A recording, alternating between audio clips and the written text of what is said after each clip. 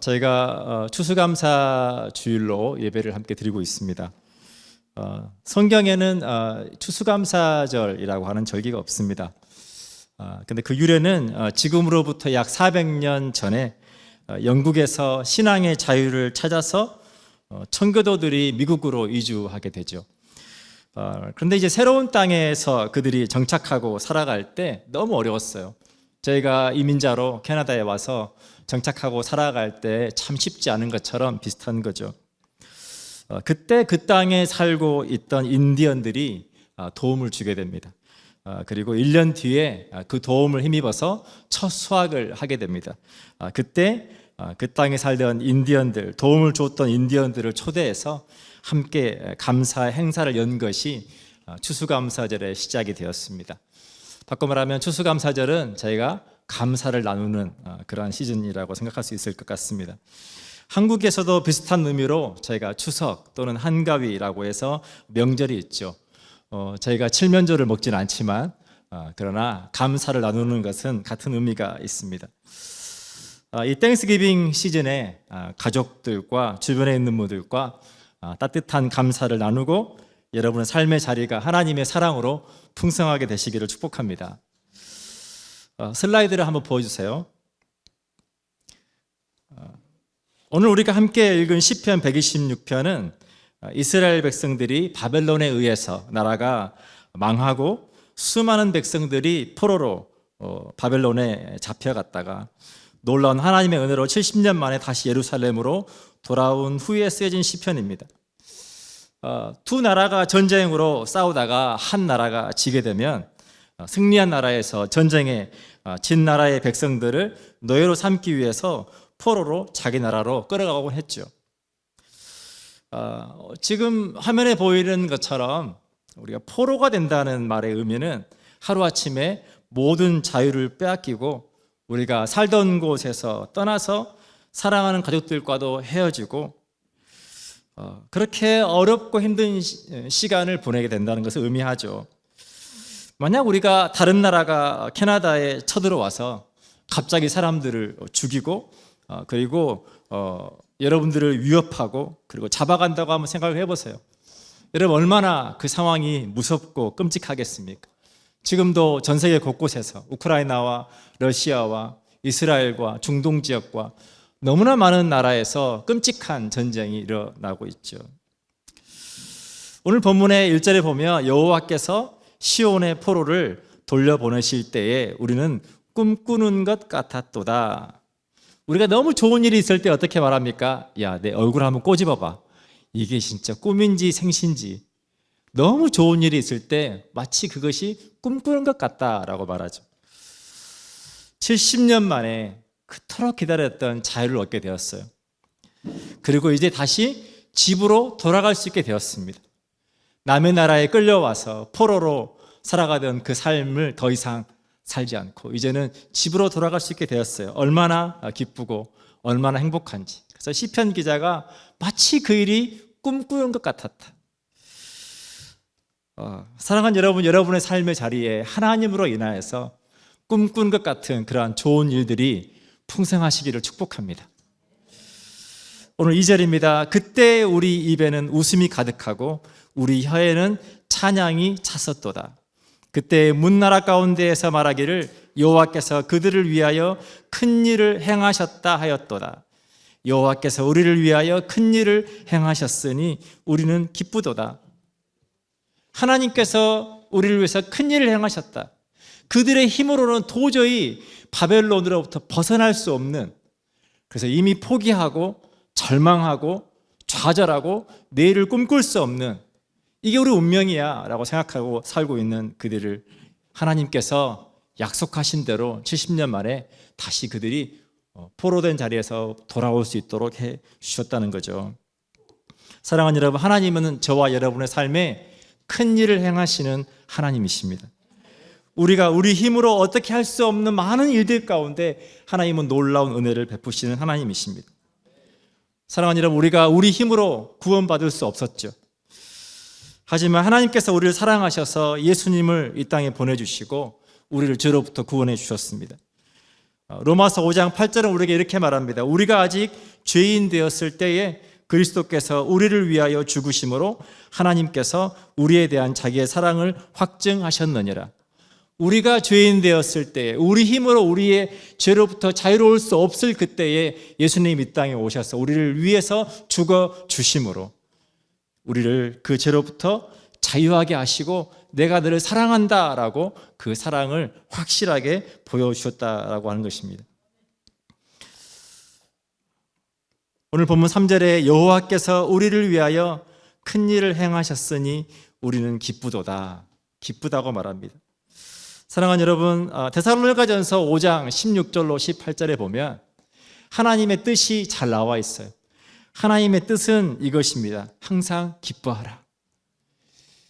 오늘 본문에 있는 것처럼 그들이 포로된 자리에서 돌아오는 것 같은 그러한 좋은 일이 있을 때뿐만 아니라 어렵고 힘든 삶의 순간에도 항상 기뻐하라. 그리고 쉬지 말고 기도해라. 그리고 범사에 감사해라. 이것이 너희를 향한 하나님의 뜻이다. 우리는 하나님께서 하시는 일들을 다 보지 못합니다. 다 알지 못합니다. 그래서 너무나 감사해야 되는 상황임에도 불구하고 우리가 감사하지 못하고 오히려 원망하고 불평할 때가 참 많죠. 하나님은 우리가 모든 일에 하나님을 믿고 기뻐하고 기도하고 감사하기를 원하십니다. 그것이 하나님의 뜻이라고 하는 것입니다. 오늘 본문 4절에 보면 여호와여 우리의 포로를 남방 시내들 같이 돌려보내소서. 그 사막 같은 건기가 되면 비가 오지 않아서 바짝 말라버려서 물이 흐르지 않는 그 땅에 다시 비가 오면 다시 그 사막 같은 땅에, 그 마른 땅에 물이 흐르는 것처럼 하나님 다시 우리 민족을 회복시켜 주십시오. 그렇게 포로된 바벨론에서 돌아올 수 있도록 하나님 인도해 주십시오. 이미 포로된 자리에서 돌아온 백성들이 있었지만 여전히 바벨론에 남겨져 있는 사람들이 있었어. 돌아오지 못하고 그냥 그 삶에 머물러 있는 사람들이 있었습니다. 하나님 다시 그들의 마음 가운데 힘을 주셔서 여전히 그들이 노예로 살아가는 그 삶에 머물러 있지 않고 다시 그들이 본국으로 우리나라로 돌아올 수 있게 해주십시오 라고 기도하고 있는 거죠. 로마서 6장 6절로 7절은 우리에게 이렇게 말해줍니다. 우리가 알거니와 우리 옛사람이 예수와 함께 십자가에 못 박힌 것은 죄의 몸이 죽어 다시는 우리가 죄에게 종노릇하지 아니하려 함이니 이는 죽은 자가 죄에서 벗어나 의롭다 하심을 얻었음이라. 우리가 예수님을 믿고 하나님의 자녀가 되었습니다. 더 이상 우리는 죄 가운데 죄 아래 살지 않아요. 그런데 여전히 우리가 죄 아래 살아갈 때 하나님께서 그것을 아파하신다라고 하는 겁니다. 오늘 본문의 5절과 6절에 보면 눈물을 흘리며 씨를 뿌리는 자는 기쁨으로 거두리라. 울며 씨를 뿌리러 나가는 자는 반드시 기쁨으로 그 곡식단을 가지고 돌아오리로다. 다음 슬라이드를 한번 보여줘 보세요. 포로된 자리에서 돌아오는 그 기쁨을 누리는 장면이죠. 그 다음 슬라이드 보여줘 보십니다. 뭐가 보이시나요? 수박이 보이죠?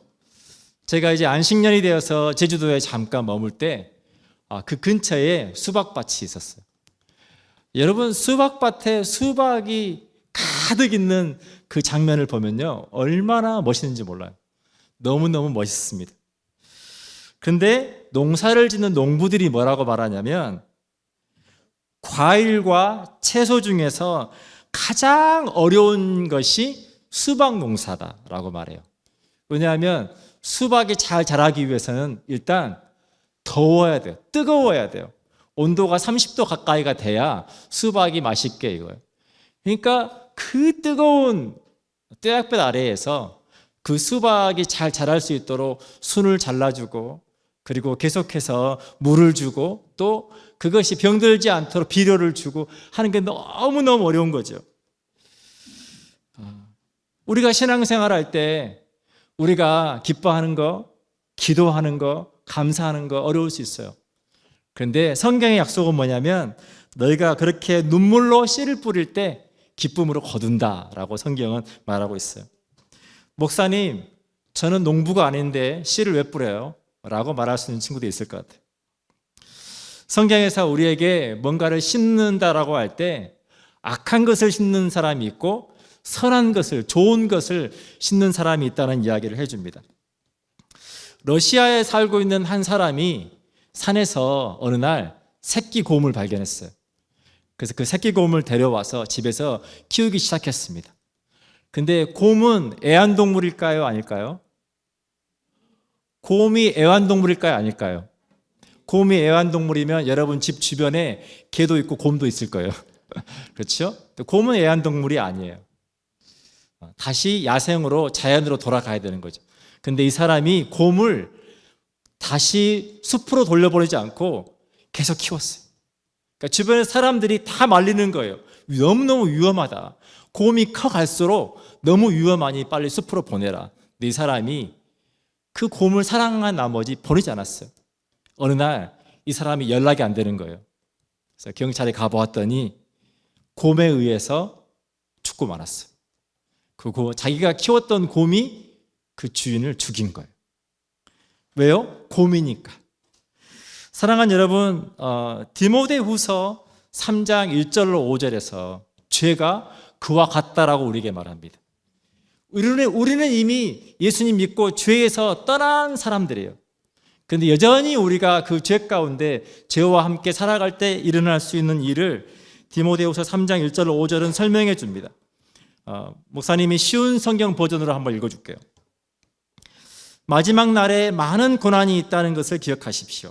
그때 사람들이 자기 자신과 돈만 사랑하며 뽐내고 교만하고 다른 사람들을 헐뜯고 부모에게 순종하지 않을 것입니다. 또한 감사하지 않고 하나님께서 원하시는 사람이 되려고도 하지 않을 것입니다. 다른 사람에 대한 사랑도 없고 용서도 없으며 나쁜 말을 일삼으며 절제하지도 못하고 잔인하며 선한 것을 싫어할 것입니다. 가까운 친구를 배반하고 성급하게 행동하고 교만하고 쾌락을 즐기고 하나님을 사랑하지 않고 겉으로는 하나님을 섬기는 채 하지만 실제로는 하나님을 경외하지 않을 것입니다. 여러분은 이런 사람들을 멀리하기 바랍니다. 악한 것을 심는 자와 함께하면 그것으로 인해서 우리가 그렇게 고통과 고난을 당할 수밖에 없다. 그 이야기를 성경이 하고 있습니다. 사랑하는 여러분, 우리가 선한 것을 심는다는 것은 이겁니다. 에베소서 5장 10절입니다. 에베소서 5장 8절부터 10절을 목사님이 쉬운 성경으로 읽어줄게요. 이전에는 여러분도 어둠 가운데 있었으나 이제는 주님 안에서 빛 가운데 살아갑니다. 그러므로 빛에 속한 자녀답게 사십시오. 빛은 선하고 의로우며 진실된 삶으로 인도합니다. 하나님을 기쁘시게 하는 일이 무엇일지 생각하십시오. 우리가 선한 것을 심는다라고 하는 말의 의미는 하나님께서 어떤 것을 기뻐하실지 생각하는 거예요. 내가 이렇게 말하고 내가 이렇게 행동할 때 하나님께서 이것을 기뻐하실 것인가, 하나님께서 싫어하실 것인가, 그 생각을 하는 거죠. 우리가 씨를 뿌린다라고 하는 것은 바꿔 말하면 사랑을 나누는 것입니다. 자, 저희가 이민 와서 또 이제 외국 문화에 살아가고 또 우리 입맛에 맞지 않는 음식 안에서 살아가고 또 영어의 어려움들 속에서 살아가면서 많은 분들이 하고 싶은 일이 아니라 할 수 있는 일을 하며 살아가죠. 우리 사랑하는 친구들이 있지만 사랑하는 친구들이 건강하게 또 그리고 공부할 수 있도록 엄마 아빠가 마치 농부가 밭에 씨를 뿌리는 것처럼 여러분을 잘 교육하고 또 돕기 위해서 힘들지만 또 열심히 일하면서 사랑으로 여러분을 돌보고 있는 거죠. 우리 친구들이 우리 엄마 아빠한테 엄마 아빠 감사해요 인사 한번 할까요? 엄마 아빠 감사합니다 인사 한번 해보세요.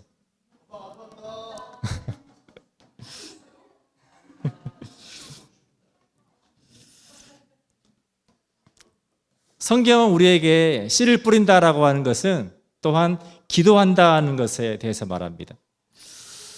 우리가 다 이해할 수 없지만 그러나 우리는 하나님은 신실하시다. 하나님은 우리의 삶을 선하게 인도하신다. 그 믿음을 가지고 우리가 하나님 앞에 기도할 때 하나님께서 주신 은혜에 감사하고 앞으로 하나님께서 내게 주실 은혜를 기대하면서 기도할 수 있다라고 하는 거죠.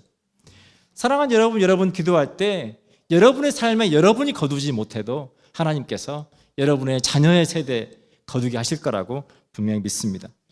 그래서 우리가 기도의 씨앗을 우리가 계속해서 씨 뿌리고 그리고 눈물로 하나님 앞에 기도할 때 하나님께서 그 기도를 응답해 주시리라고 믿습니다. 매월 세 번째 주 금요 기도회는 제가 자녀들과 함께 드리는 기도회로 함께 하고 있습니다. 여러분 꼭 자녀들과 함께 나오셔서 함께 기도하고 아이들과 함께 아이들을 안수하고 또 함께 기도하는 그런 시간이 되면 좋겠습니다. 또한 우리가 씨를 뿌린다는 것은 섬기고 나누는 것입니다.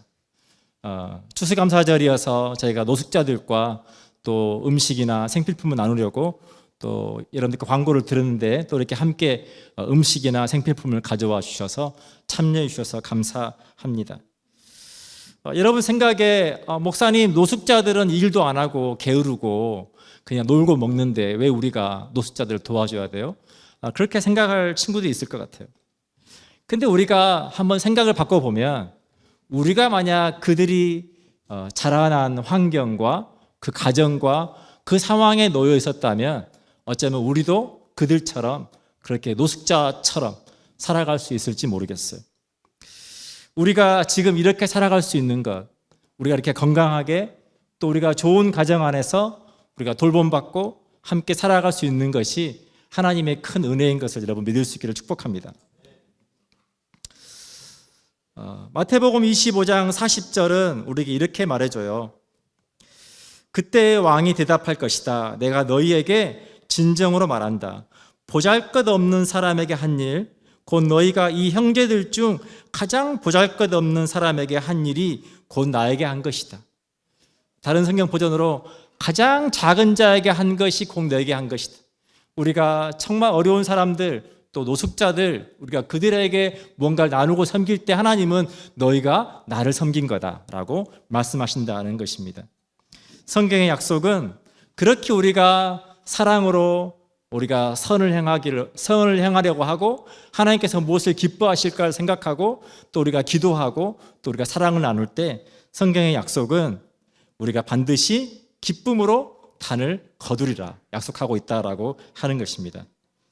마지막으로 신명기 11장 13절로 15절을 쉬운 성경으로 읽어드리고 함께 기도하고자 합니다. 내가 오늘 여러분에게 주는 명령을 잘 지키시오. 여러분의 하나님 여호와를 사랑하고 마음과 정성을 다하여 여호와를 섬기시오.